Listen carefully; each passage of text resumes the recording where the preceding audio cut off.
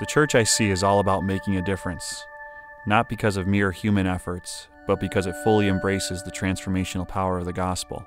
A church God can count on, bold, audacious, courageous. I see a church where people really matter. Regardless of past failures or successes, it's together that this church embarks on the journey to become more like Christ, forgoing the easy path of religiosity.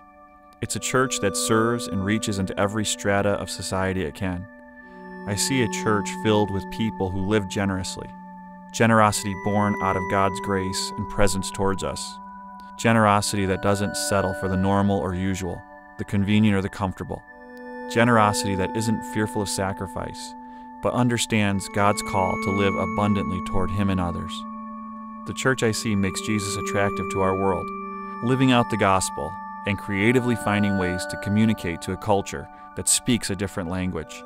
The church I see firmly believes that redemption's work results in change in the lives of real people, real stories, real change. How would the stories of a people who are part of a church like that play out? You never think that someone you're dating would hurt your son. No one expects stuff like that. As a single mom, after years of looking for love in all the wrong places, I decided enough was enough. My kids would get the best I could provide. You try to get ahead, you try to find the right answers, but life can just get so crazy. What seems like a bad situation just gets worse. I knew my mom loved us and was doing everything she could, but I was angry. At myself, at the world. Why couldn't I just be like the other kids? I tried everything to fit in. Alcohol, drugs, parties, but it all led to shame and depression. When you're in the darkest place, it's amazing how things can change, how God can throw you a lifeline. It was a simple conversation with a friend. I checked out church for the very first time. I remember the joy on people's faces. They talked about love, God, hope, how He had made a difference. Could I have a fresh start? These people weren't perfect, but they were real. We found the very thing we'd been searching for all along. Hope. Acceptance. Love.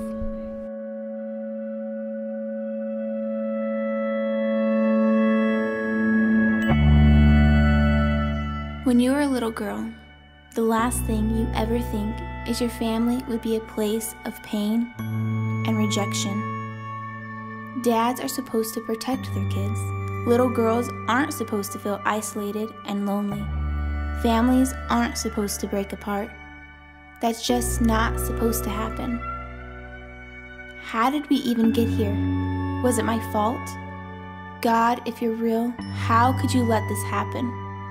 Are you even there? Does it even matter to you?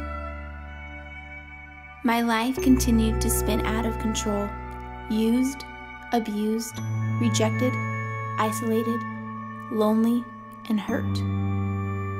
God had always been there, whispering to me, calling me, but I blocked Him out. Would He reject me too? It was a simple invite. Hey, why don't you come to church? I wasn't prepared for what I was about to experience. Overwhelmed by love, amazed at the acceptance, I stood, tears streaming down my face in the middle of a worship experience as God wrapped His arms around me and simply loved me. I knew that I needed Jesus. He had not rejected me. You may think it's simple, but God not only rescued my life, He had placed me in a family, and I will never be the same.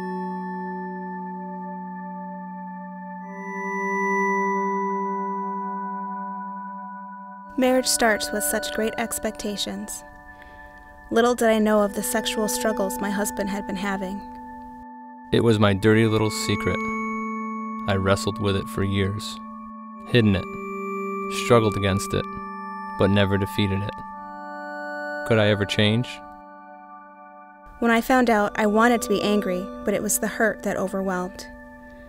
Is this what our life is supposed to look like? If it is, I don't want it. One of the hardest things about dealing with addictions is asking for help. What would people think?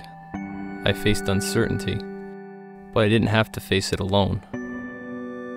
It was because we had a church that wasn't frightened to talk about the issues that we found a safe place where our marriage could be restored. We were not alone.